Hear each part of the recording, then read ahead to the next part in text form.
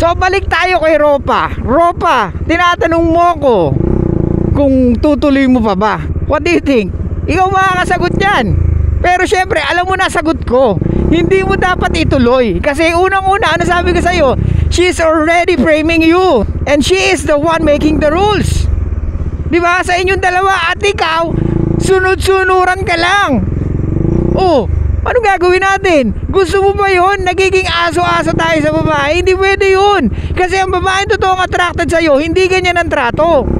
Hindi siya attracted sa'yo, bro. Nawala yung thrill sa kanya na dating nararamdaman niya. Okay? Yung dati na sobrang, oh, I like this guy. I don't know why. Kahit ikaw, hindi mo rin alam kung paano ka kumilos kasi nga dalawa silang ini-entertain mo. Gets mo? You are very attractive that time na nawala yung interest niya because iniwan mo yung una mo. I'm not saying, baka sabihin nyo na naman iba, so ibig mo sabihin mo, suplado, kailangan dalawa lagi mo or tatlo. Hindi! What I'm trying to say here is you need to be aware with your body language and the way you talk. Gets? At ito pa ibig ko sabihin, kailangan may leadership. Hindi ikaw yung sumusunod. Kaya nga lagi ko sinasabi sa inyo, piliin nyo yung babae na sumusunod sa inyo or piliin nyo yung mga babae na gusto ring kayo. Gets mo? Yung mas mataas ang interes sa inyo kesa kayo ang mataas ang interes sa kanila. Gets? Kung sino yung mas walang pakialam, siya ang may kapangyarihan or may power or may leverage sa relationship kahit na nasa courting process or early stage of the relationship. At mas maganda nga, at early stage of the relationship, ikaw ang may kapangyarihan or ikaw ang may leadership or ikaw ang mas nagbibigay ng rules sa relationship. Gets? Kaya Ropa, wag mo nang ituloy kasi sayang lang ang oras mo. Hindi mo yan mapiplease, okay? Ano sinabi niya? Magsimula tayo uli at casual. Puta, sinasayang ang oras mo niyan, Brad. Kaya ako tinanong kung ano na mga nabigay mo sa kanya kasi iniisip ko baka mamaya marami ka na nabigay sa kanya kaya niya sinasabing casual muna kayo. Kasi anong sinasabi ko lagi? Women have what? Plausible deniability. They are giving non-quantifiable attention with men. Yung anytime gusto nila, pwede silang umalis na hindi nila obligasyon because ayaw nila maging accountable sa ginagawa nila, di ba? They want the power but they don't want the responsibilities. Kaya nga may mga babae na ayaw nila sabihin ayaw sa'yo pero paparamdam nila sa'yo. Pero dahil makulit ka, minsan sinasabi nila sa'yo, di ba? Tapos masasaktan ka, tapos ma-open ka, tapos sasabihin mo sinayang oras mo. Taka ka ba? Ikaw ang nagbigay nun, ikaw ang nagpilit nun. Para sa lahat to guys ha, para sa lahat ng mga Ropa natin, huwag nyo sisihin ng babae kung una pa lang ayaw na sa inyo tapos nagpupumilit kayo. That's bullshit, man.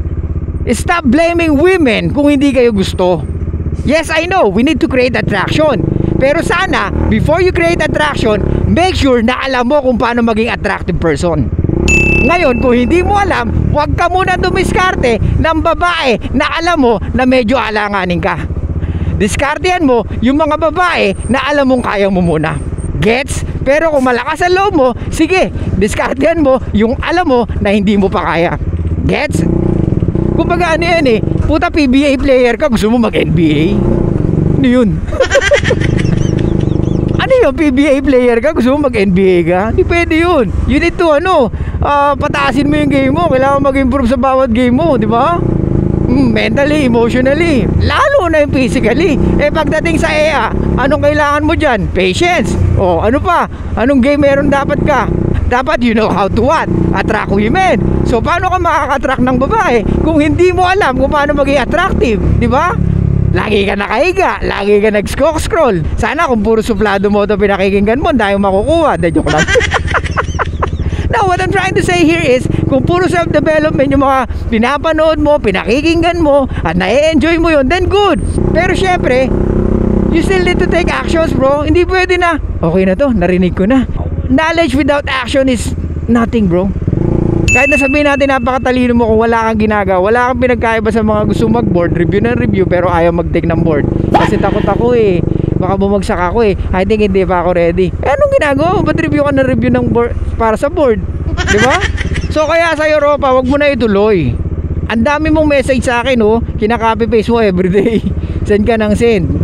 Sabi ko sa'yo, di ba, gagawin kita ng content. Eto na Brad, sana enough na to para malaman mo ang sagot sa katanungan mo. Pero syempre, minsan nauuna pa rin ang nararamdaman. Syempre, may mga lalaking alipin ang kanilang damdamin, kaya uunahin nila kung ano ang magpapasaya sa nila. What the fuck? Parang nag-iba yung boses ko. Ang pangit. Anyway, Ropa, yun lang masasabi ko sa'yo. Tigil mo na, focus ka sa mga bagay na dapat mong i-focus, especially sa i-improve mo. Hindi ka mag-i-improve sa babaeng siya ang naglilid kung anong dapat mong gawin. Ikaw ang lalaki, ikaw ang may bayag, ikaw ang may balls, ikaw ang dapat dumiskarte ng babae. Hindi yung sasabihin niya sa'yo kung paano mo siya liligawan. What the fuck? Hindi ganun yun, Ropa. Okay? So sa mga Ropa natin dyan, huwag kayong magpapakabit ng CCTV ha. Anong natin ngayon? Ito sana lagi ko ito maalala, kasi tatanungin ko kayo, anong takeaway nyo? Okay, takeaway nyo dito, huwag kayong magpapakabit ng CCTV. At huwag na huwag nyo bibigay yung location nyo. Tangina. Ano yan? Bakulong ka na? Alam nyo kung bakit kaya sinasabi ko na huwag nyo ibigay? Kayo ang dahilan kung bakit nawawalan sila ng interes sa inyo.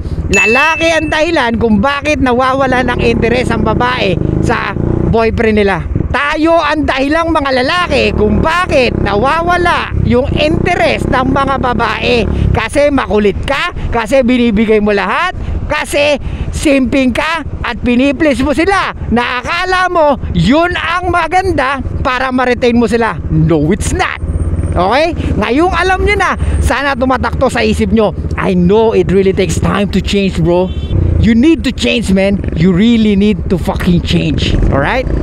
Maraming failure na pwedeng mangyari, okay? Kailangan mo mag-fail na mag-fail, pero okay lang yan. Pero gusto kong itanim mo sa utak mo na starting from today, na narinig mo to, gusto ko na umarte ka, na alam mo ang ginagawa mo at sinasabi mo. Okay? You need to walk the talk. So yun lang guys, thank you so much. I'll see you guys next time. And bye-bye. Show love and peace out.